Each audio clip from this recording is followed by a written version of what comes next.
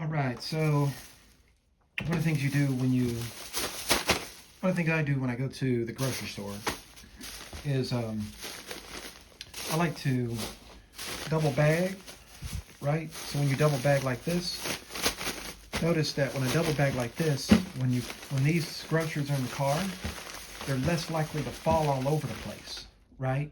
So that's why I do it like this. Like I'll seal the bag like this, and I usually don't put two bags in a bag. I do usually just do one, but today I saved some bags, right? So, but when you do it like this, and you put the bags like down at the floor of your car or in the back of your car, then what ends up happening is, when you make those turns, those nice sharp turns, if you don't bag it like this, sometimes what's in the bag will fall out.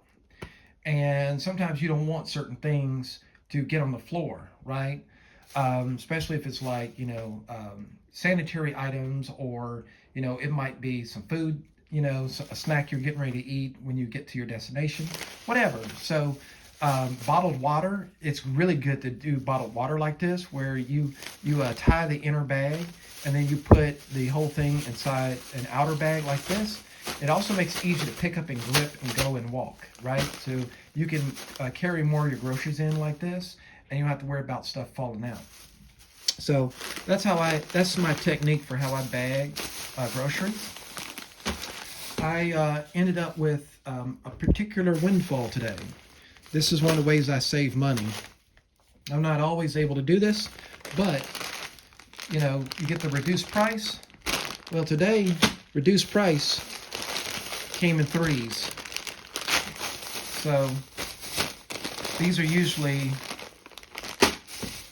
$4 a bag. So two for the price of one. And then I got the next one, half off, essentially. So made my own sale. Now, the thing about this is these are going to expire in 2 days, according to the packaging. But as everyone should know by now, expiration dates are not the end-all, be-all. Well, this is the best consumed-by date, you should say, right?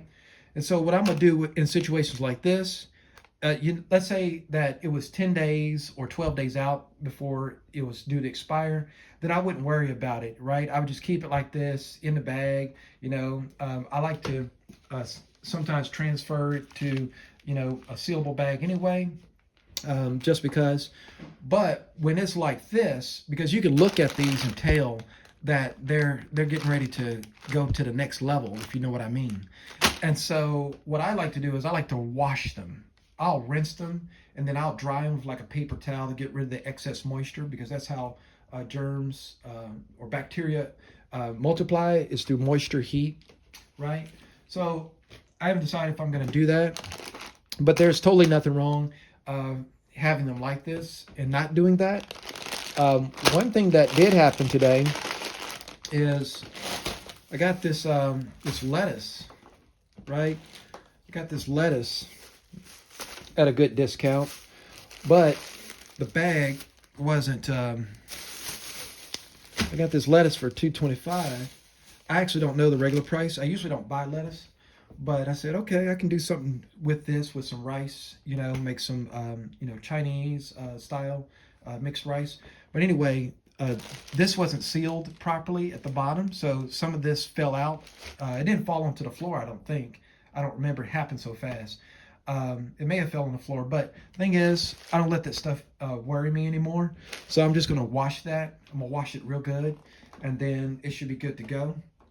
So that's basically how I address shopping in these times, where you need to try to cut costs in different areas where you can, and reduced price produce is definitely one of the ways to do that. All right, so with the lettuce, I washed them all. I washed them very thoroughly. I'm gonna let it drain for a little bit before I pat dry each of the leaves, and then I'm gonna put the leaves. I'm gonna take each of the leaves and I'm gonna put some of the stalks in like a gallon storage bag, and they're gonna keep. When I prepare them like this, they hold up very, very, very well. So With the broccoli, I decided I'm gonna chance it. I'm not gonna process it. I'm just gonna leave it in the bag until I start eating on it. And then I'll just, I'll clean them on a case by case basis if there's like any like slime or something that develops. And the slime is okay. I mean, what do you think happens at, some of the restaurants you go to? This is far better. So anyway, that's how I'm gonna approach that. All right, so let me move some things out of the way here. And I am going to get a roll of paper towels. And let's dry this off.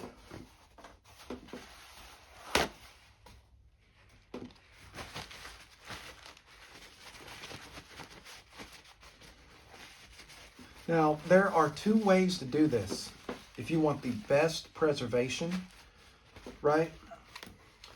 And, like, let's say you get a bunch of cilantro or a bunch of parsley. One of the best ways to store a bunch of cilantro or a bunch of parsley is to actually put them in a jar or a sealable bag with water at the bottom.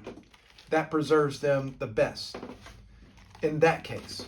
You could do the same with this lettuce, but I decided I'm not going to do that with the lettuce. With the lettuce, I tend to want it to be a little drier when I start working with it. So that's why I do it this way. And then I'm just going to take the entire bunch here. Because with the lettuce, I basically chop it up. I don't eat it whole. And I don't eat it like you would in a salad. I don't eat it like you would in a salad. I basically chop it up and like mix it with like a hot meal, right? Like Chinese style rice, Thai style lettuce rice, right? I find that tastes the best. So now you can go so far as to dry the outsides of this all the way. I do recommend that. But I'm going to do it this way only because I am in a hurry today. And as with most of these videos that I do like this, it's very impromptu. I don't decide in advance that I'm going to do this. I just happen to say, oh, this is something that I do in my life.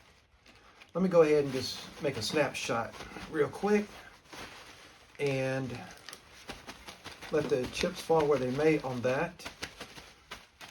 But this is something I've been doing for years. And I find that this allows the vegetable or fruit, fruit or vegetable, to last longer. They last longer when you can reduce moisture or immerse them in moisture. Choose one or the other, depending on the type of vegetable or fruit.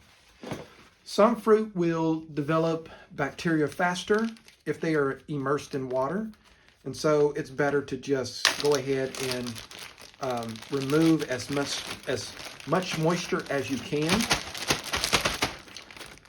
Some fruits, vegetables, and herbs are just the opposite. They do quite well. They do quite well when you